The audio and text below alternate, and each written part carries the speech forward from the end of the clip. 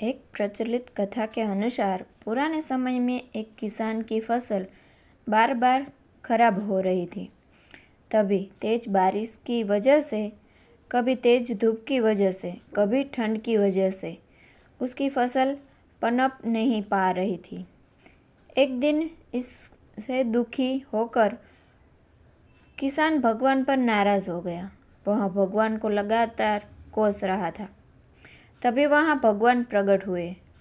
किसान ने भगवान से कहा कि भगवान, आपको खेती की बिल्कुल भी जानकारी नहीं है। आपकी गलत समय पर बारिश कर देते हो, कभी भी तेज धूप और ठंड बढ़ा देते हो। इससे हर बार मेरी फसल खराब हो जाती है। आप मेरी अगली फसल तक मेरे अनुसार मौसम कर दीजिए। जैसा मैं चाहूँ वैसा ही मौसम रहे। ये बात सुनकर भगवान ने कहा कि ठीक है, अब से ऐसा ही होगा। ये बोलकर वे अर्तध्यान हो गए। अगले दिन से किसान ने फिर से गेहूं की खेती शुरू कर दी। तब जब वह बारिश चाहता था तब बारिश होती, फसल के लिए जब उसे धूप की ज़रूरत होती तब धूप निकलती। इस तरह उसकी इच्छा के अनुसार मौसम चल रहा था। धीरे धीरे उसकी फसल तैयार हो गई। हरे भरे खेत को देखकर किसान बहुत खुश था। जब फसल कटाई का समय आया तो उसने देखा कि फसल की बालियों में गेहूं थे ही नहीं, जबकि सब खोखली बालियां थी। ये देखकर उसने फिर से भगवान को याद किया।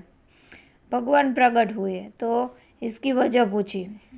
भगवान ने कहा कि तुम्हारी फसल ने बिल्कुल भी संघर्ष नहीं किया है, इसी वजह से ये खोखली हो गई है।